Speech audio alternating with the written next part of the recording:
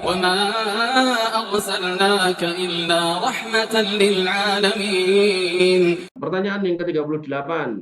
Apa pandangan Syekh mengenai mereka yang berpendapat bahwa bacaan khatmul Quran dalam sholat tarawih merupakan bid'ah yang diada-adakan? Nah, jadi Imam Haram itu kalau kemudian baca pas tarawih itu kan semalam itu 1,7 setengah, 1,7 setengah sampai nanti malam yang ke-20 sekian sudah selesai sampai di Anas, maka kemudian Imam Haram biasanya itu kalau setahu saya itu biasanya Imam Sudes itu yang imam hataman itu. Nah, itu nanti beliau kemudian berdoa khatmil Quran itu.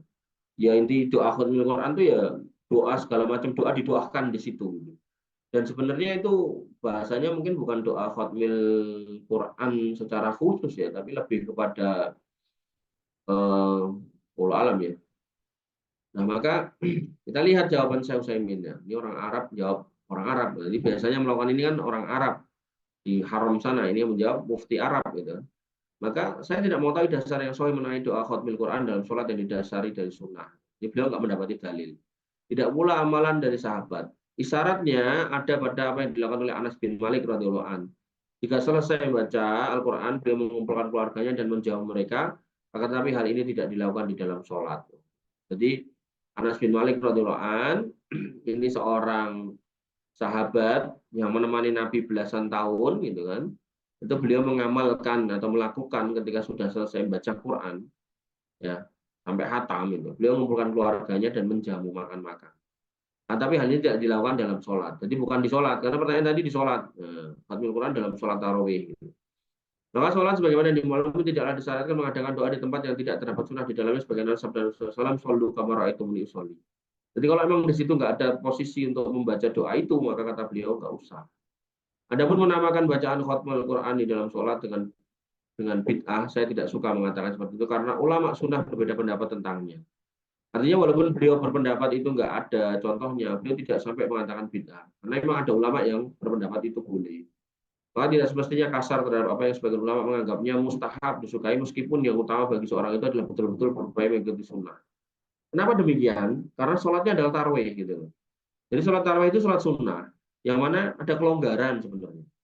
Termasuk ketika orang itu mampu berdiri, maka pas sholat tarawih dia pengen duduk, nggak apa-apa. Nggak apa-apa walaupun orangnya normal, nggak apa-apa. Ya. Beda kalau sholat wajib itu benar-benar nggak boleh ada ketambahan apapun yang di luar apa namanya di luar tata caranya. Maka dalam hal ini ada problem yang dilakukan oleh saudara kita yang konsisten menerapkan sunnah, yaitu manakala mereka sholat di belakang imam yang baca doa Al-Quran di rakaat terakhir, mereka keluar dan meninggalkan jamaah dengan dalih khatmul Quran bid'ah. Perbuatan seperti ini tidak semestinya dilakukan karena akan menyebabkan perselisihan hati dan saling menjauhi. Karena hilaf seperti itu tidak terjadi di antara imam madhab. Imam Ahmad rahimahullah tidak berpendapat sunnahnya kunut subuh. Meskipun demikian, beliau berkata, jika seorang mengimami dengan berkunut dalam sholat subuh, maka ikutilah dia dan hendaknya mengaminkan doa. Jadi Imam Ahmad bin Hambal, madhab Hambali, itu nggak kunut subuh. Tapi beliau berpendapat kalau kamu nemu imam yang kunut subuh, maka aminkan. Jangan bikin perselisihan. Atau sebaliknya, kalau kamu ngimami orang, kaum muslimin ya, di situ ada kunut subuh, ya kunut toh, gitu. Jadi Imam Ahmad dalam hal ini terkait kunut subuh lah ya. Ini luas, apalagi soal tarawih tambah luas lagi. Maka poin masalahnya, sebagian saudara kita yang komit untuk mengikuti sunnah dalam jumlah rakaat tarawih, jika sholat di belakang imam yang sholatnya lebih dari 11 atau 13 keluar dari jamaah jika melebihi jumlah tersebut, ini suatu yang semestinya tidak perlu terjadi dan mengisi perbuatan sahabat. Artinya kalau kita meyakini 11, kok imamnya 23, ikut aja 23. Atau kalaupun kita nggak mau ikut yang 23, cari masjid yang 11. Jangan kemudian kita ikut jamaah 23, pas 11 kita pulang. Nah, ini juga salah. Ketika Utsman bin Affan radhiyallahu anhu menyempurnakan sholat 4 rakaat di Mina, para sahabat radhiyallahu anhum mengingkari. Meskipun demikian, mereka tetap sholat bersamanya hingga selesai. Tidak ada hilaf, tapi mereka juga sabar. Dan apa-apa. Dimaklumi bahwa melakukan sholat 4 rakaat saat dibolehkan mengkosor lebih menyelisih sunnah daripada menambah jumlah rakaat lebih dari 13.